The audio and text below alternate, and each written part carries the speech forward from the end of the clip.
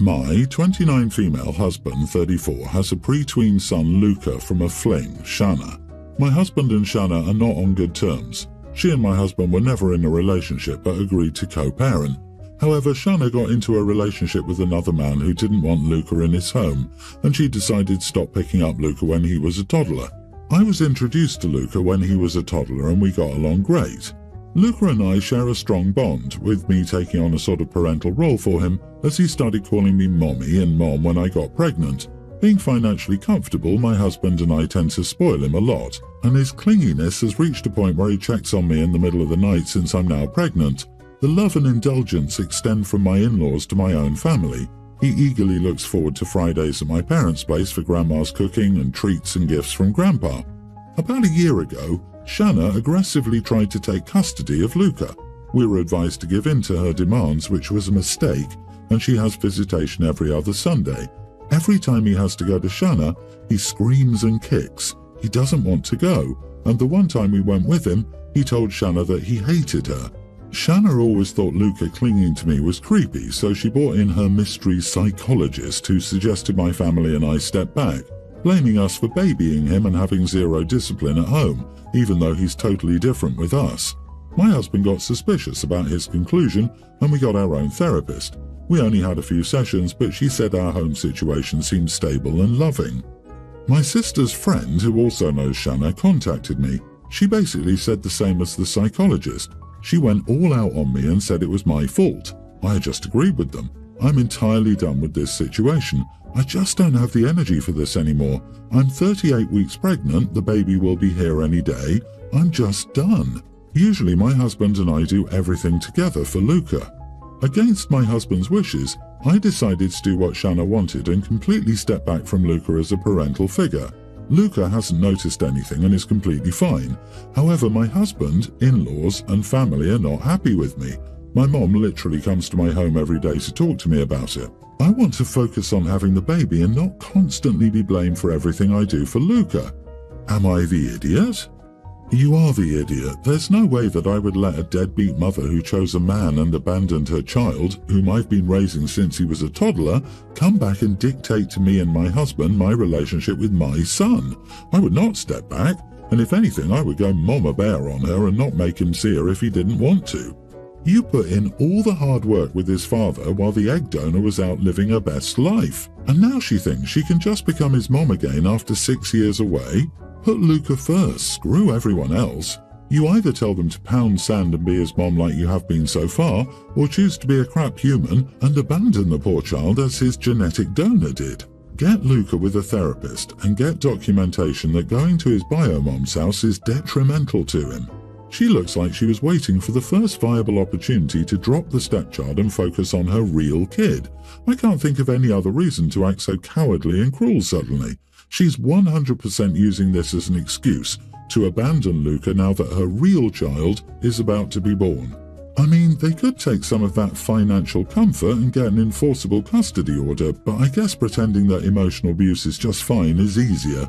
I'd rather die than do this to my stepdaughter. I disagree. OP's not the idiot. You're assuming malice when exhaustion is a just as likely reason. All while growing another human being beset by the ex and the ex's minions about how it's OP's fault Luca doesn't love his absent bio-mom the way she thinks she should be loved. She doesn't have the energy to fight or deal with that and is hoping by taking a strategy of appeasement she can end it. I don't think she's looking to dump Luca at this point. She's heavily pregnant and exhausted. My ex-wife and I live in different states and I'm the primary parent. My son goes to visit his mom 4 times every year. Thanksgiving, Christmas, spring break and summer vacation. Altogether it comes out to about 11-ish weeks out of the year. Before, I used to pack my son's bag with multiple outfits, folding everything nicely and even sending warm outfits, as his mom lives in an area where it snows. But many times now when I get the bag back, the clothes are thrown in there, all wrinkled, and they even seem unwashed.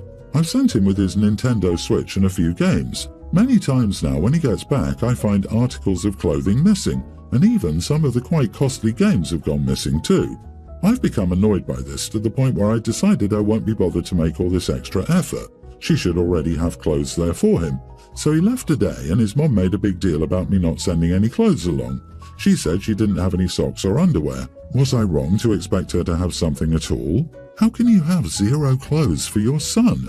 She argues that I'm the primary parent and that he outgrows the clothes too quickly. I feel like clothes should last at least a year or two before they get outgrown, especially if you size up. So, am I the idiot for sending my son to his mom's without clothes? Edit, she decided to move out of state and pay 0 child support. I did not act to get back at his mom. If I wanted to get back at her, I would go and get child support from her. I did this to avoid the frustration of worrying about things going missing and wondering what may have gone missing that I didn't even realize. You are the idiot. It's normal for people to return from a trip with dirty laundry. You leave home with clean, folded clothes. You wear the clothes. You return home with a bag of dirty laundry.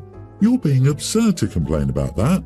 It's also ridiculous to expect her to keep a wardrobe of clothes for your son that he would wear a scant handful of times, and it's absurd for you to expect your son not to wear his favourite clothes when he's at her place. Well, hang on. If I go somewhere and stay in a hotel, I return home with dirty clothes because I don't have access to my washer and dryer in the hotel. But surely OP's ex has access to laundry facilities, and we all know she doesn't just buy herself all new clothes all the time, she does laundry for herself.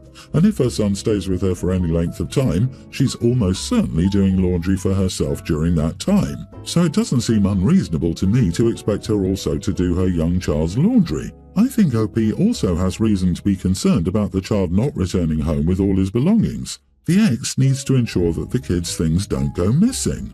I agree that she should have clothes at the ready. She's still her child too. She can be a mother and provide what her son needs with no excuses.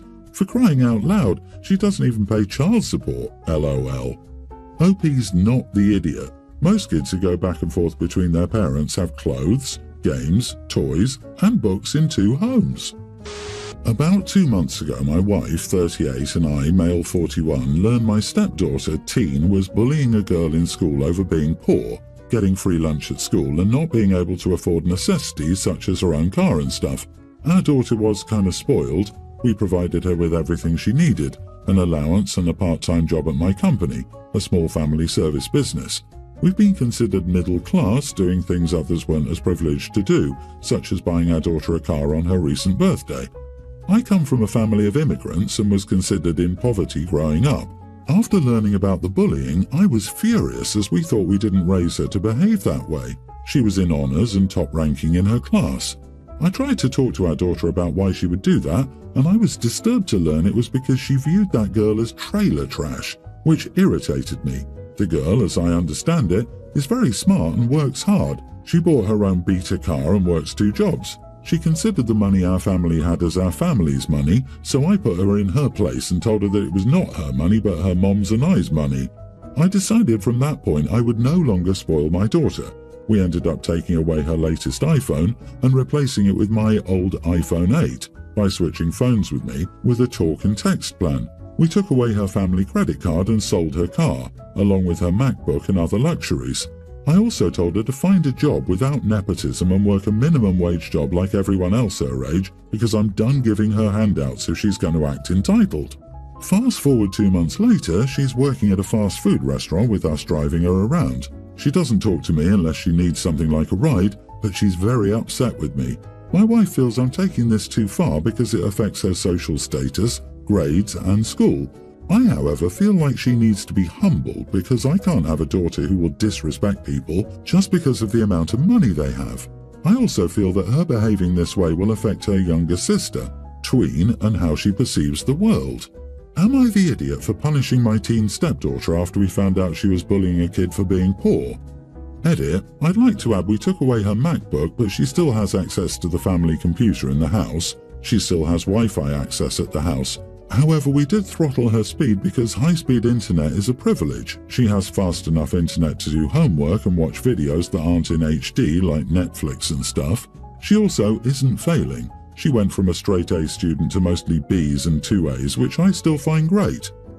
Definitely not the idiot, and I'm proud of you for standing up to your stepdaughter and giving her a taste of what life is really like. You may just have saved her from that path to the bad place that she was on. She acts very privileged and entitled from what you described. It's good for her to see how the other half lives. It's very eye-opening. I would continue this path for at least a year so that she doesn't slide back. Hopefully you will have a much more respectful and kind stepdaughter. It really is too bad other parents don't do more stuff like this to their children, instead of spoiling them rotten and then wondering why they're in jail.